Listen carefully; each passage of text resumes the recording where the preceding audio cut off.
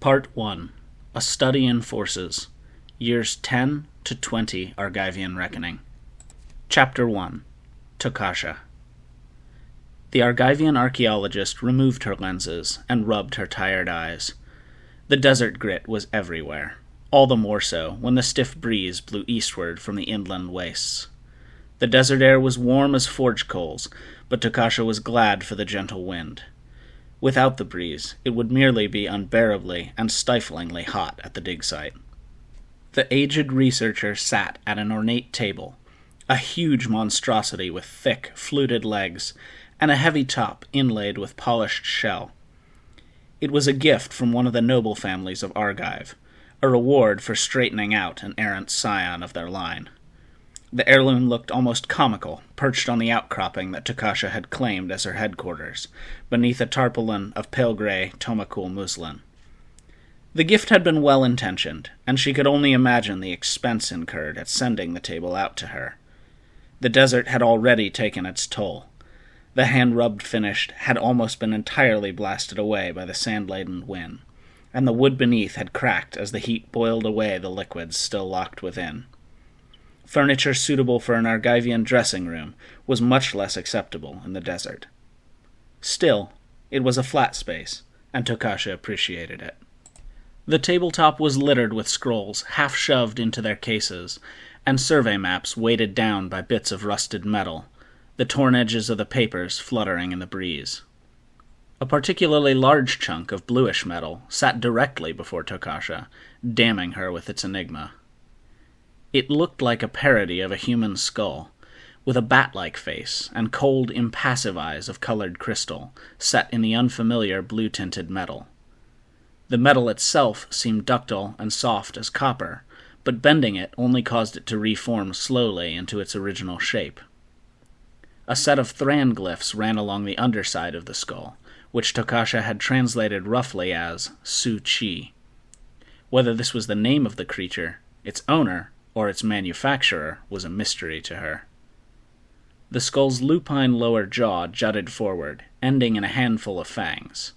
The top of the skull had been peeled away to reveal a tangle of blue metal cables.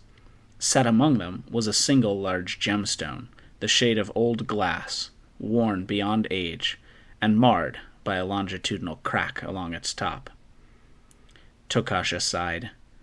Even if her diggers could find the rest of this Thran artifact's body, it was unlikely that they would ever get it working again. The damage was too extensive, and even if they could recreate its form, the gemstone that provided its power was shattered. They had found only a double handful of such stones that were whole and functioning. Glowing in rainbow hues, they could power the old Thran devices. The largest of these stones were shipped back to Argive for additional study and in exchange for support and supplies. A shadow touched the corner of her table, and Tocasia jumped slightly. She had been so involved with the skull that she had not seen anyone approach. She looked up into Lauren's dark face and wondered how long the girl had been there. Lauren was a noble's daughter and one of Tocasia's best pupils, though that was not saying much given the current crop of students.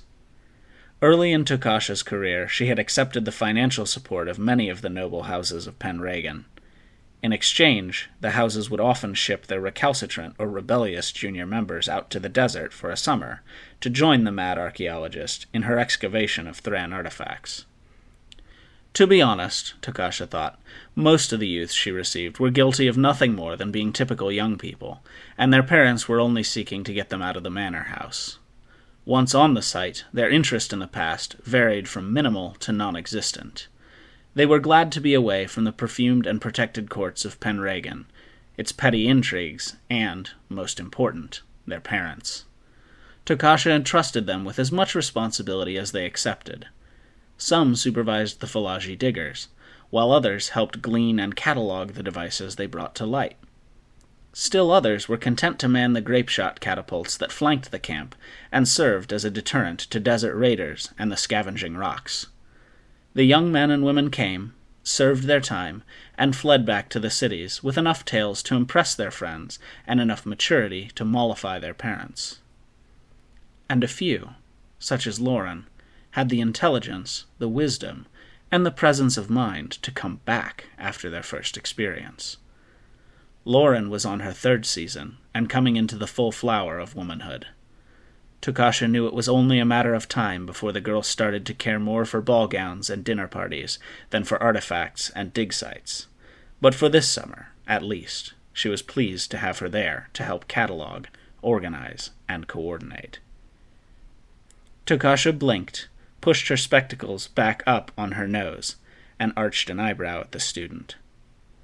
Lauren would never speak until spoken to, though Tocasia was trying to break her of that habit. There was a pause. Then Lauren said softly, "The caravan from Argive has arrived." Tocasia nodded. They had been watching the rising dust cloud from the east all morning, but she'd thought it would be late afternoon before Bly's wagons would reach them. The old wagon master must have finally sprung for new beasts, or else the old aurochs had finally failed him. What Lauren meant was that Bly's wagons had finally passed through the stockade gates, and Tocasia had best be there to save her students from the bad-tempered merchant's pike, should the mistress of the camp not be there to greet him. Lauren did not move, and Tocasia added, "I will be down as soon as possible. If Bly does not like it, let him stew." Lauren's lips compressed into a thin line. Then the girl nodded and vanished. Tocasia sighed again. In 2 or 3 years, Lauren would be ordering merchants like Bly around effortlessly. But for now, she, and most of the other students, were cowed by the merchant's bluster. Tocasia watched Lauren's retreating form, clad in the cream-colored working shift that most of the female students labored in. She noted that the girl was already wearing her hair longer, in the fashion favored in the capital. Lauren's hair was long, dark, and thick, making her exotic among most of her compatriots. A touch of the desert was the saying among the Argivian nobility. It was not a compliment, but rather a tacit accusation that some desert barbarian was lurking in the family tree. Perhaps that was why Lauren kept coming back for the summers. It could not be family pressure. The last time Tocasia visited Penregan, Lauren's mother had made it quite clear that Lauren should curb such foolish endeavors as rooting around in the dust for scraps of metal. Tocasia looked out over the camp, a rough wall built around a collection of hills. The low, rolling hills were incised by dry washes, and proved to be extremely productive of Thran artifacts. The stockade was more of a demarcation of territory than a true protection, but it kept what desert bandits that might prove a problem at bay. The barricade of piled stone was flanked by a pair of oversized catapults, loaded with loose rubble to keep the rocks away. Within the walls, most of the activity of the camp was slow in the summer heat. One particular hill, where they had recovered the Sioux Chi skull, proved particularly promising, and was now covered with a grid of string and stakes for further examination. The slow-footed Onulets plodded to meet the wagons, steered by the noble boys who enjoyed thwacking the great albino beasts with their makeshift goads. The gate had closed on the last wagon now, and a wide-girthed figure leapt from the lead carriage, waving his arms in an animated fashion. Bly seemed to enjoy terrorizing the students out here, perhaps because he had to kowtow to their parents back home in Penregan.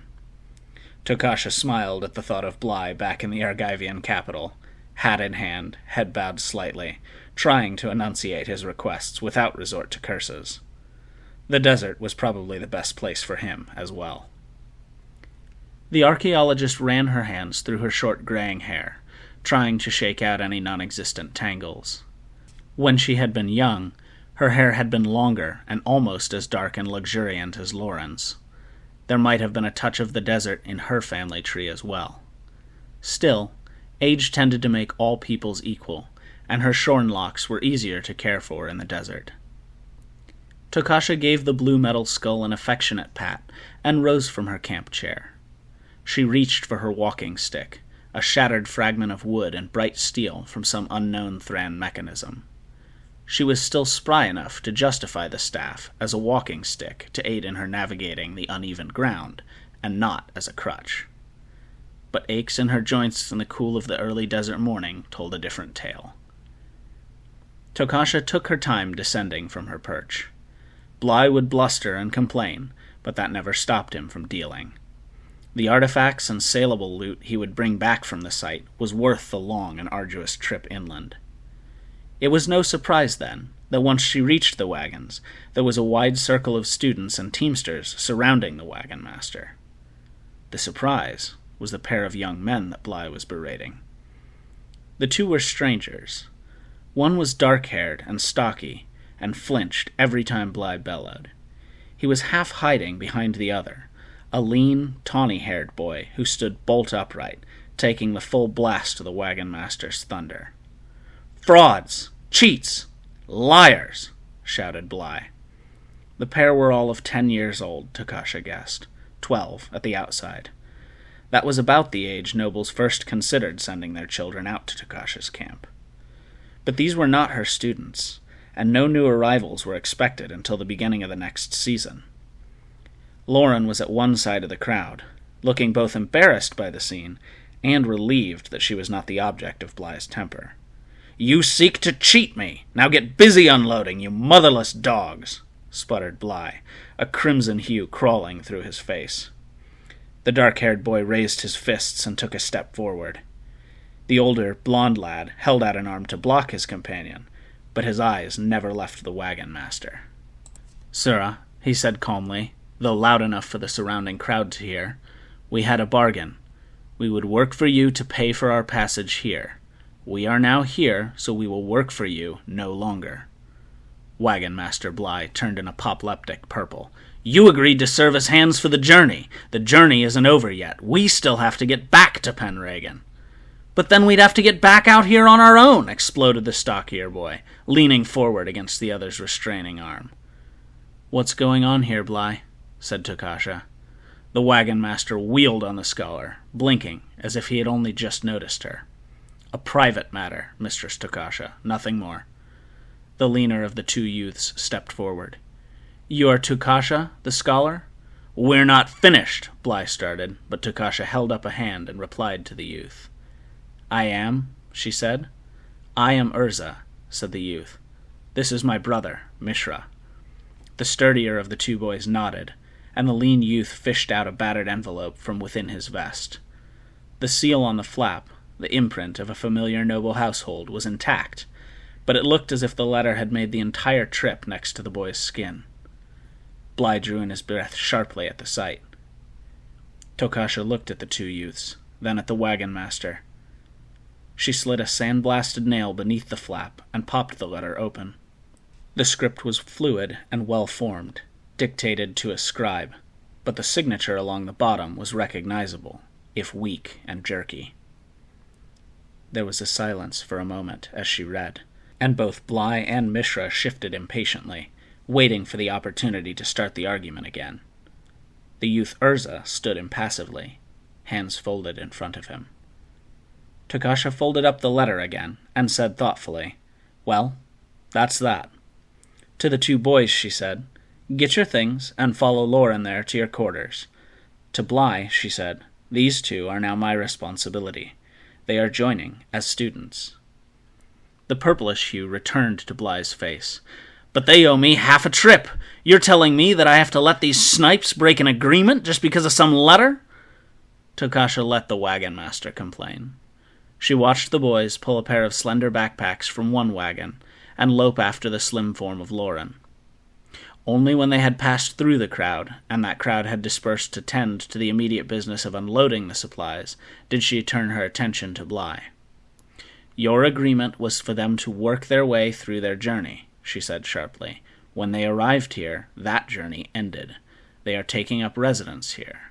Do you understand?" There was steel in her voice, and even Bligh knew that he could not push the scholar around when she took this tone. Instead, he took a deep breath and forced himself to calm.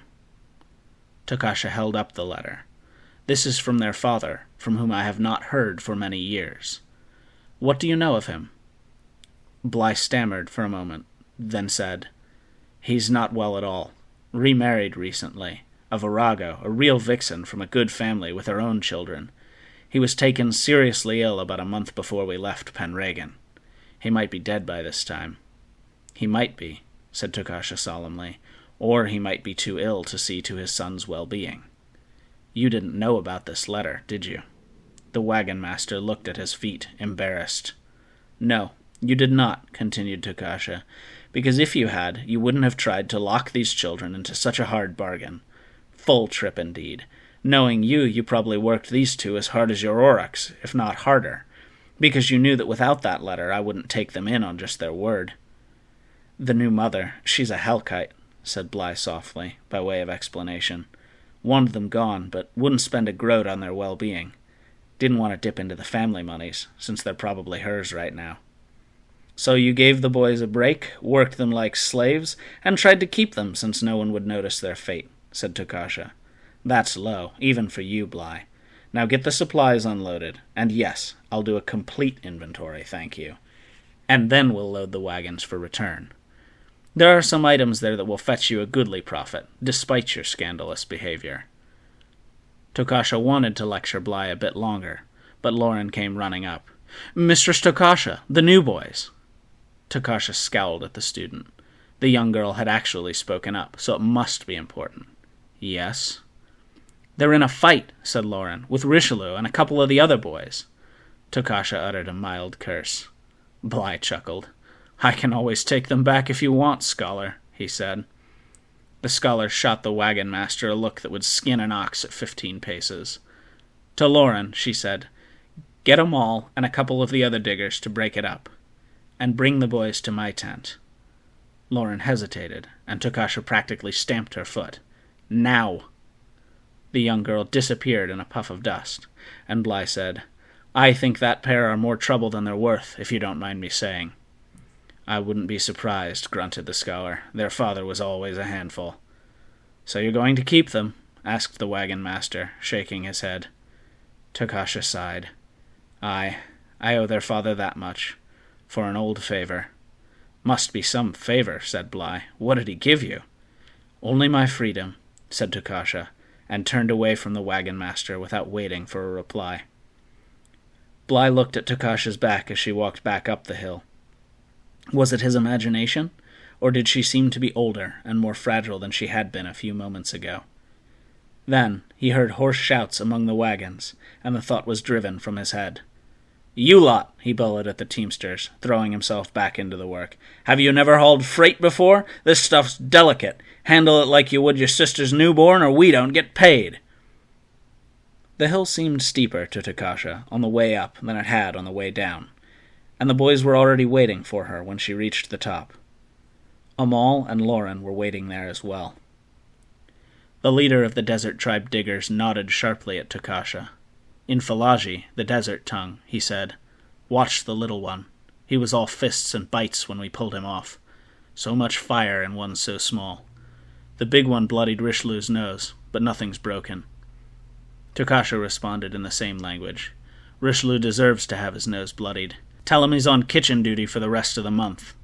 And move the boys' gear to Havoc's barracks instead. Amal nodded and left the tarp. Lauren made no move to leave until Tocasia instructed her to keep an eye on Bligh. The archaeologist strode around the table, sliding the walking cane back into its holder, a drum-shaped basket made from an onulet's foot. She leaned on her palms on the desk and looked at the two boys. Their fine vests had been shredded in the battle, and Urza's pockets had been torn out in the fight. Mishra had acquired a black eye, and both boys showed numerous scratch marks. Tocasia sighed and lowered herself into her seat. The boys shifted uncomfortably. 15 minutes, she said at last. 15 minutes, and you're already in a fight. A new record, even for this place. Both boys started talking at once. Urza said, I would like to apologize on behalf of everyone involved. Mishra burst out with, I'm sorry, but it really wasn't our fault if... Silence! Tocasia slapped the table hard. So hard, the Su-Chi skull jumped slightly, and a piece of the pearl inlay bounced out of its setting. The two boys quieted immediately, and shifted from one foot to the other. Tocasia leaned back in her chair. What happened? The boys looked at each other, as if each were granting the other the chance to explain.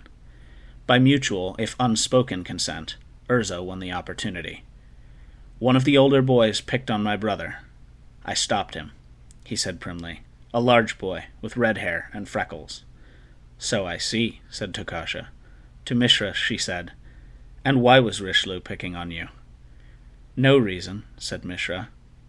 Urza started to say something, but Tocasia held up a hand to silence him. After a long silence, Mishra added, He said I was on his bunk. And were you? Asked the scholar. Mishra shrugged. I guess. Then, after a pause, he blurted out, But he didn't have to be so rude about it. Richelieu is rude about everything, said Tocasia. You're going to have to get used to that if you stay here. To Urza, she said, You're the older brother, correct? I am, said Urza, but Mishra made a small coughing noise. Urza made a face, and added, I should say that Mishra and I were born in the same year. I was born on the first day of the year, and Mishra was born on the last. So for all days but the last, I am a year older. On the last day, we're equal, piped Mishra, as if pleased that his brother had corrected himself. Tocasia held up the letter from Urza's vest. Do you know what this says? Again, the two boys looked at each other. Tocasia sensed they were conferring in a secret language, one only they could hear.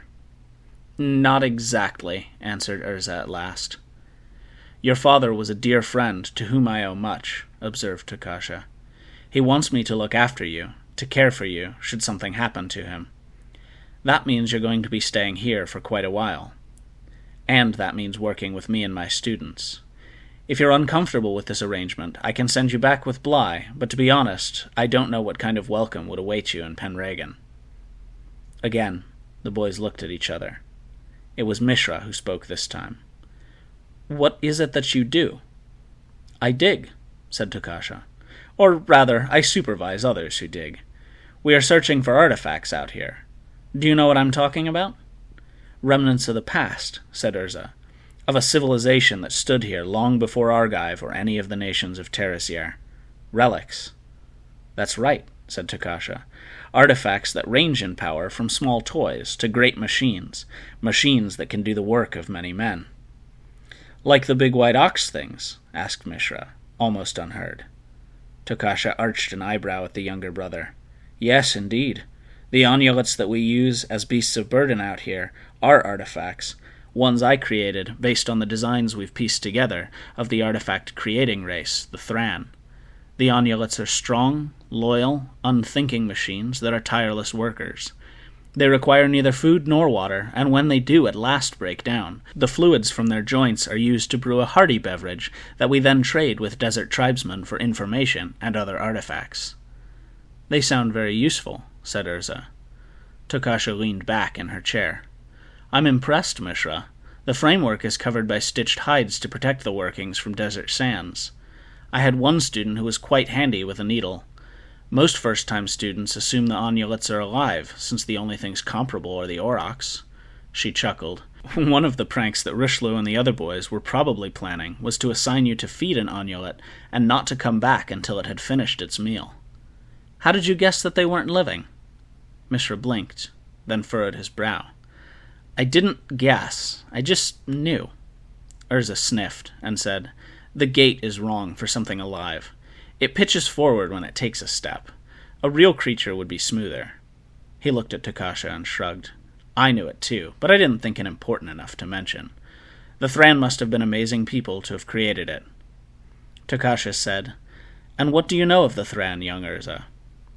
The sandy-haired boy planted his feet apart and put his hands behind his back, a recitation position Tocasia remembered from her own youth. The Thran were an ancient race that lived in this land many thousands of years ago.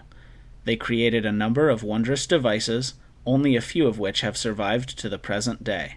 The great clock of Penregan's Grand Court is said to be a Thran artifact. Tocasia suppressed a smile. The device at the heart of that clock had been one of her earliest finds. But who were they, she asked. Who were the Thran? Were they human? Urza blinked, as if the question were odd. Of course. Why wouldn't they be? What proof can you offer? Asked Tocasia. Urza thought for a moment, and Tocasia noticed he dropped his head slightly, as if trying to support a thought-filled head with his chest. I don't remember anything saying they weren't. I assumed they were. Most people do, said the scholar. But the truth of the matter is that we don't know. They might be human, yes. Amal, one of the Falagi, has some folk stories about how the Thran were powerful gods who brought his people into this world, but the stories neglect any specifics. The Thran could have been minotaurs, elves, dwarves, or even goblins for all we know. "Oh, I hope they were minotaurs," said Mishra. "Those are neat-looking." Urza spread his hands before him and said dryly, "There was a carnival in Penregan when we were younger. Most of what Mishra knows of minotaurs comes from seeing one there." "But the fact remains, we don't know who the Thran were," continued Tocasia. "And so we dig, we examine, and we try to piece together the parts of the past. The amulets are a result of what we have learned. So, to a lesser extent, are the grape-shot catapults that guard the encampment. We do know that many of the Thran devices were powered by crystal and energy sources. We call them power stones. What the Thran called them is anyone's guess. We have a rough idea of their language, though precious little that has been written down. We have not found statuary, art, or pottery, nothing that implies the creative arts. We know they stripped this land bare, but we don't know how they died off, whether by internal war, famine, or plague." She sighed. "We have no idea even of what they look like. They could have looked like us. Or they could have looked like our friend here." She pushed the Su-Chi forward on the desk and patted it. Mishra reached forward and grabbed the skull. Tocasia was surprised by the speed that only desert predators and small children can manage. He turned it over and over in his hands. "Stop," began Tocasia. She wanted to say, "Stop that and put it back down," but she was too late. At the first sound from her, Urza leapt on his little brother. "Put it down," snapped the sandy-haired boy. "It might be dangerous." "It's not dangerous," snarled his darker-haired brother. "If it was dangerous, she'd keep it someplace where we couldn't touch it." "Then it's fragile," shouted Urza. "You'll break it." "If I break it, it'll be because you made me," replied Mishra. The pair formed a tight knot, the Su-Chi's skull between them. "Give," shouted Urza. "No," responded Mishra. "Enough!" roared Tocasia, thundering both hands on top of the table. At once, both boys were on their feet again, and the skull was rocking gently against the pearl inlay, where it had been a minute before. The scholar scowled at the boys. "You two talk a good game, and seem to have enough energy to burn. Good enough. You're going to have to spend the rest of the month learning from the ground up. You'll start by working in the kitchen, alongside Richelieu, so I strongly recommend you figure out how to deal with him.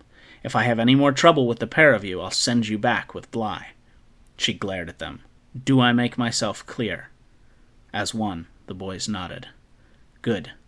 Tocasia settled her thin frame in the chair. "Now report to the mess tent and start peeling tubers. They're serving a big feast tonight for Bly's men. I trust there will be no more problems?" Both boys nodded in unison again.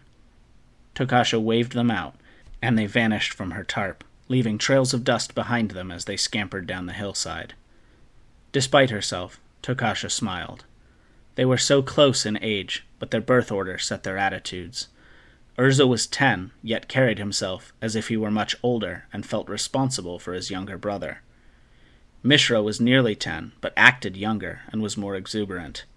He would probably always be willing to try new things, thought Tocasia, because Big Brother would always be there to watch out for him. Still, she mused, a word to Richelieu would probably be wise. Let him know she would not appreciate hearing he was making life difficult for the two newest and youngest students.